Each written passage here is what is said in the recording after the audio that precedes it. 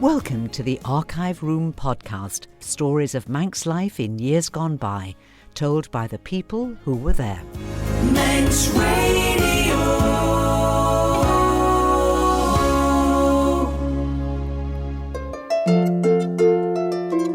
Fastamai, Judith Lay here, once again opening the door to the Archive Room, Manx Radio's treasure chest of stories of island life from years gone by, told by the people who were there. So come on in, and let me take you for another gentle stroll down Manx memory lane. September is here, autumn is on the way, and the children are back at school, and I hope they're taking with them memories of a happy summer holiday. And I thought we might start our programme today with some summer childhood memories from the early 1900s, when toys were in short supply, but there was boundless energy and loads of imagination, stimulated, of course, by where you happen to live when you're growing up. Lewin Cain lived on Douglas Head Road all his life, so as a child in the 1920s, his playground was the harbour, as he explained when he was in his late 80s and exploring his old haunts in the company of David Callister. Well, you found your own playground in the harbour. You'd borrow a dinghy or rowboat from somebody. That was you. And out to the piers you went, and God knows if you're going to get back again. But you didn't mind that. Douglas Head was a great playground.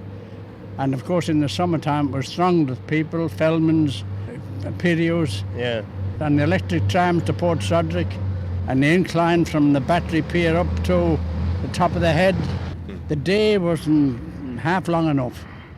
And I feel sure that a young Victor Kneale would have said exactly the same about his childhood days. Whilst Lewin was down at Douglas Harbour, Victor Kneale, born in 1918, was growing up in central Douglas at number 5 Myrtle Street, one of a row of 11 houses opposite the back of St Mary's Roman Catholic Church, which provided a ready-made playground for Victor, his brother and their friends. But Myrtle Street, on the other side, was the St Mary's Church, and it's still there. If you notice, there's a sloping outcrop at the back of St Mary's. One of our favourite tricks was to get up on this slope with our back to the wall and see how far we could walk along before you fell off. There was also an outcropped door, the back door of the church, and it had a little place above it, and a little wall round it, and there was a handy drain pipe, and this was a good hiding place to skin up there and lie down behind this little wall. Alongside the church with shim and sale rooms where they sold old furniture and stuff like that, and that was right opposite our house, and we could run through that and go down into Hill Street where there was a cattle market. A cattle market in Hill Street, and not a sign of most of the buildings that we can see there today. Something else missing from the Douglas streets of the 1920s is traffic. We played in the streets. There wasn't many motor vehicles. They would have hardly been seen on the roads. The bakers would be coming with their horses and carts. The milkmen would come, a two-wheel float with a big milk can stuck in the middle, and they would be dishing out the milk into the jugs you would leave for them, pints and quarts and half pints, because you had these little gardens in front in Myrtle Street, and there was always a good supply of manure for the horses. Of course. And the first to see it was the first out with the shovel. And of course we played with the top and whip in the streets. There was one we used to call window breakers, because these particular top had a bad habit. When you hit them, the string of the whip would get round them and shoot them up in the air, and you never knew which way they were going. So you could break a window with them? And a few had been broken with them. Hoops were another thing. Of course. You know, any old thing that was round, and you would be with a bit of wire bent. Yes. You knew how to drive these things round, and you used to play TT races, because in those days the riders and the teams used to go to the small garages, and the Sunbeam team in the 1920s Charlie Dodson and Alec Bennett, they were in Circular Road. Oh, yeah. Say Charlie Dodson and Alec Bennett, they were in there, and we as kids used to go and be looking at them and run messages for them. And at the end of the races, we would get their number plates. Oh, really? And we'd stick these on our chests and tied on with string, and then we'd start racing round and round the block, and we'd run round all day long. We'd be trying to do 100 laps round the lane in Myrtle Street. And by the time you finished, you know, you were just about on your chin straps. Yes. But it was all part of the excitement. Another thing we used to make, very few of us had push bikes because we didn't have the money, but we'd go out to the tips, and often enough you'd find an old frame and the handlebars, and as long as you had that, you stuck a bit of wood through the place where the pedals normally go, get a couple of pram wheels, and maybe with a couple of 6-inch nails, you know, to fit them up. And then you would go along, treadling your way along till you come to the hill. Great fun going down the hills. No brakes. No brakes. You stick your feet down on the ground. And we all wore pretty hefty boots in those days. And it was a good job because you would soon be wearing them out if you had some of the footwear they've got these days. As the summers got hot and the pavements be hot, we'd take our boots and stockings off and run around barefoot for a lot of the summer. What were the roads like then? The roads were pretty rough, and again here they would be tar spraying every year, and among the stuff that they put on as the top dress on the gravel, there was an awful lot of lead, and we would be there digging these pieces of lead out of the road surface to use them as weights on our fishing lines, which we'd make. Because down on the shore was a favourite place. My brother and I, we were collecting cigarette cards, and we used to go down on the promenade on a Sunday morning and start at one end and go right along, right up to Onken Head, looking for empty packets. And anybody who dared bring a packet of cigarettes out, you were up there, got any cigarette cards, mister? Oh, I see, yes. You would get hundreds of these cards in a summer, and we would go to one end, then back again, rush home for dinner, down again, and spend the whole of Sunday galloping along. We had a ways of earning money, extra money, because we had our penny pocket money each week, but then you could run messages. Mrs. Kelly in number 1 was always a good touch for to run a message and get an extra penny. But we would go down the shore when the tide was out, and we'd make pictures in the sand with shells and bits of orange peel and all the rest of it, and seaweed, and then start shouting to the people to give us a penny, you know, for the picture. Yes. And you would carry on till either the tide come in or a policeman arrived, and then you would do a bunk.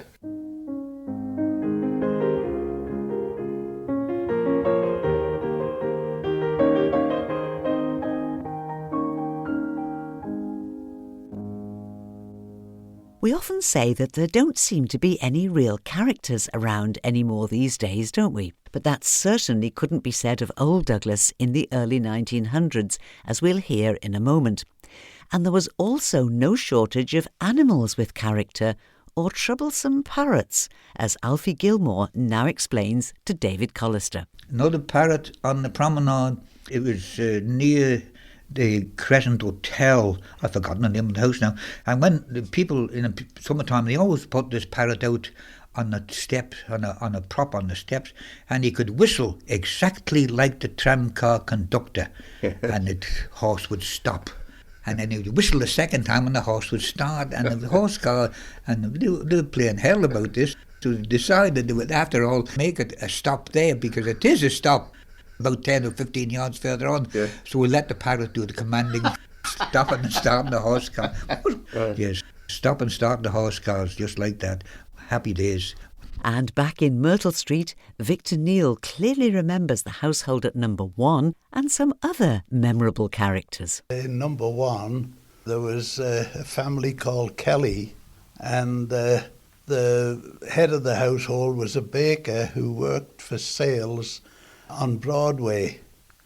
Now, he bred canaries and budgerigars, and the whole of his attics were covered with cages where all these birds were in. He also had a green parrot and a grey cockatoo, and they had 3 dogs, a greyhound called Needle, and then 2 smooth-haired terriers, one called Prince and the other Nellie.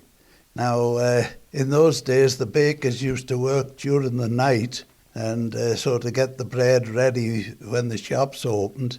And Phil Kelly would come home walking sometimes through the Villa Marina grounds and up Finch Road. And if it was a fine day, the parrot and the parakeet used to be put out in the garden on a little table. And as soon as Philip come round the corner at Prospect Hill, the old parrot would start shouting, "Here's Phil, here's Phil." And the parakeet would be jumping up and down and screaming. And the 3 dogs used to come out of that house and rush out to meet him. And all the canaries and the budgies up in the attic would all be chuffing. And so everybody knew when Phil Kelly was arriving home from work. There were a lot of characters around Douglas in those days, weren't there? Terrific number.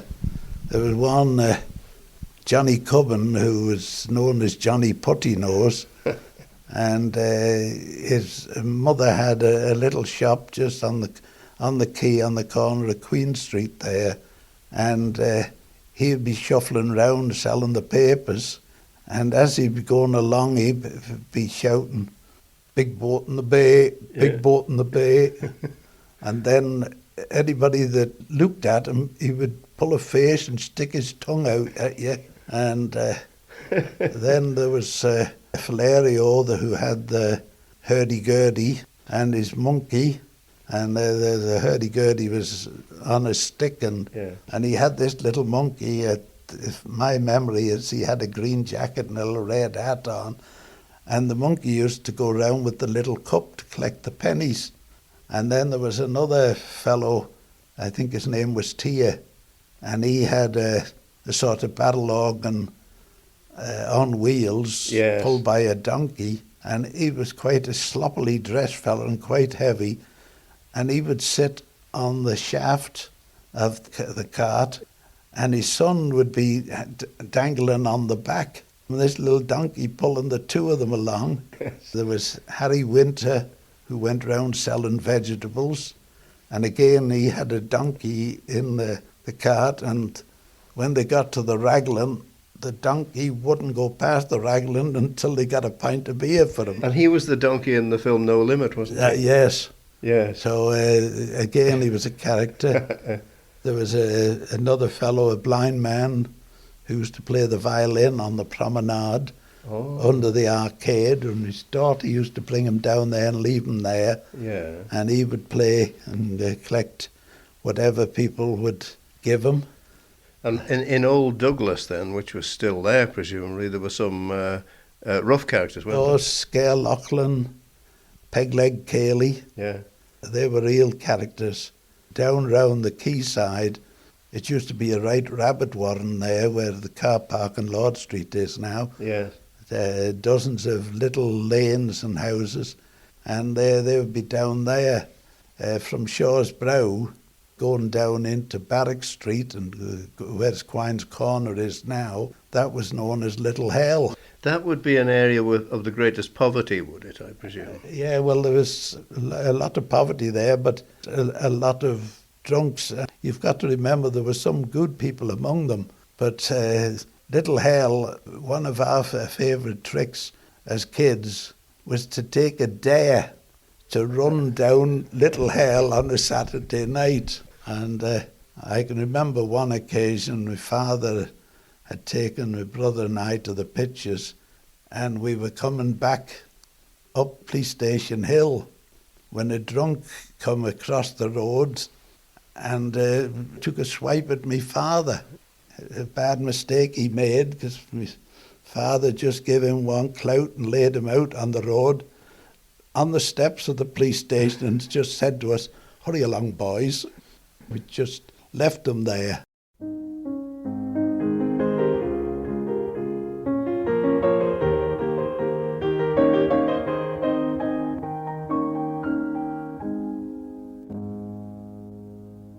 Lewin Cain was born in 1906 and lived his whole life not so far from where our Manx Radio studios stand today. But the head road in Douglas that Lewin knew was clearly a vastly different one, as he tells Bernie Quayle about the attractions that were part of his young days here on Douglas Head Road. I believe there was a gypsy caravan at some time parked up here on the Head Road. Is that right? That's right. The Boswells, the gypsies, had both a caravan, horse-drawn caravan, and also a tent where a fortune teller did all the stuff. And they had a roundabout with springs right at the top of the Douglas Head steps. And that, of course, was very popular with the natives and the visitors alike after coming up the steps. Well, that, again, was a place where us kids used to play about, and I knew them all. Yates, the Boston burglar. Now, why was he called the Boston burglar? Because that was his trade. Say no more. Now, Woodhouse Terrace on the South Quay, families that lived there practically staffed the whole of the Fort Anne Hotel. Fort Anne was the principal hotel in this area. Packed all day long, 7 days a week, and of course it had the added allurement of the golf links, which had an 18-hole golf course, second to none in my opinion in the island, and I knew every hole because I caddied on it in about 1916 to 1918. And I remember a German, von Büssing, used to come up here to play golf every day, and he used to, when he'd finished his golf round, he'd come down to the caddies and he'd give them all his shilling. And of course, we being patriotic, threw his money in the harbour. Till we realised it was daft, and we went down the harbour to retrieve it. And from there on, we were in the big money, 1 shilling a day. There were 2 professionals inside who also made the clubs, and 1 professional girl. But the girl and her sister lived on the farm at the top of the hill. As you look opposite to you, you'll see the remains of it. That's right, yes. Well, they kept goats and sheep, and people came up for the goat's milk. And the name of the people were Rennicks. Jimmy Rennicks, George Rennicks, Jane Rennicks and Mary Rennicks. The father they used to call Jumbo, because that's the way he walked. Looking at the head there now, it's hard to imagine an 18-hole course. It must have been a very hilly course. It was, but you had to be very good to play it, because the Pigeon Stream was the 6th hole, and you played across the stream and across the valley. And if you got bogged down in the little valley there below you, you had a job to get out of it. So it extended quite a way over the hill then? Right almost out to the corner of Walbury. My goodness, it went a long way. Yes. And then, of course, it came back right up to the top of the Howe, you're looking down over Douglas. And then 18th hole, it could be played with a putter. And our final story is one of transformation, from holidaymaker to hotelier. It's told to David Callister by Hilary Gard, and it begins whilst Mr. Gard was still a native of Stourbridge in the West Midlands. Well, I came over to the Isle of Man on holiday. I was actually going to Dublin. I brought a car with me, an old Berkeley saloon, an Austin 16.6.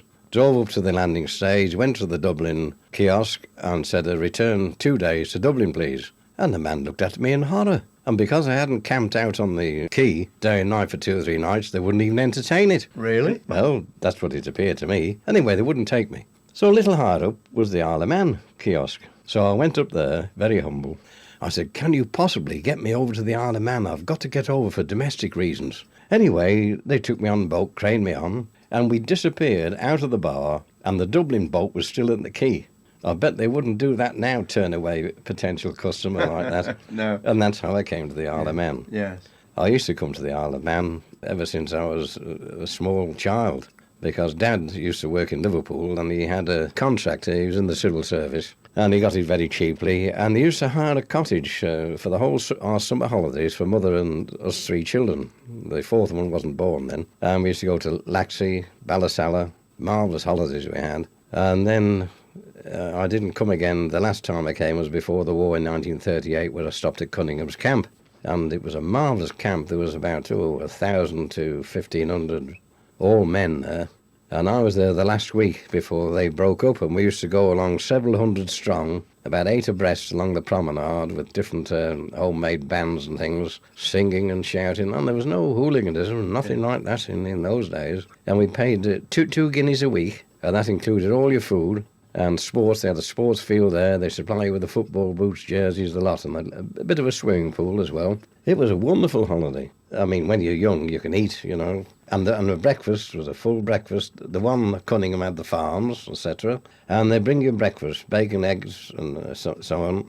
And if you wanted another, you'd just ask for another breakfast. And if you'd eat 3 breakfasts, they'd bring you 3, one after the other. Yes. No extra charge. And in those days, of course, I didn't drink, you know. And coming up Little Switzerland, there was a little shop there. And I was looking in the shop, and it said, pick me up a shilling. Well, I thought that must be a good drink, that, whatever it was. And, of course, I didn't realise that it was for something who was really shot and woozy, couldn't stand on their feet with too much drink, and it had straightened them out.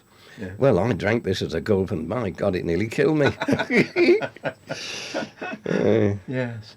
Then came to the Isle of Man permanently then after the war, did you?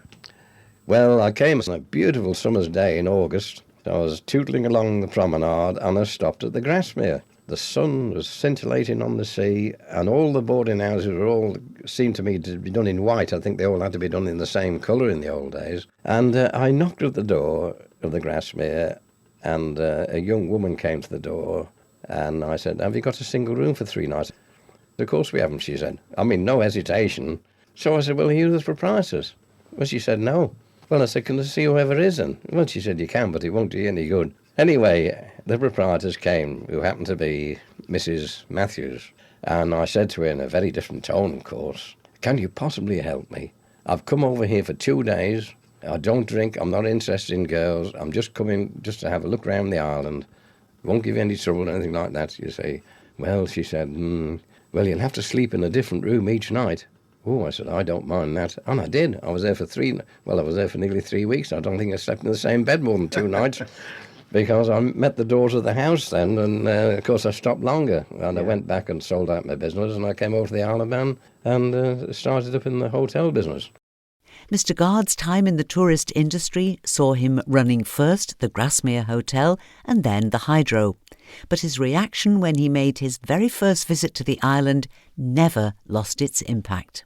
I said to myself, what sort of people are these that are allowed to live here in this paradise? Fantastic. After living and working in Birmingham amongst the machine shops and the noise and the dirt and the squalor, to come to a place like that is absolutely incredible. I mean, I would have been quite prepared to be a street sweeper and stop in the Isle of Man rather than go back to Birmingham and Stourbridge where I was working.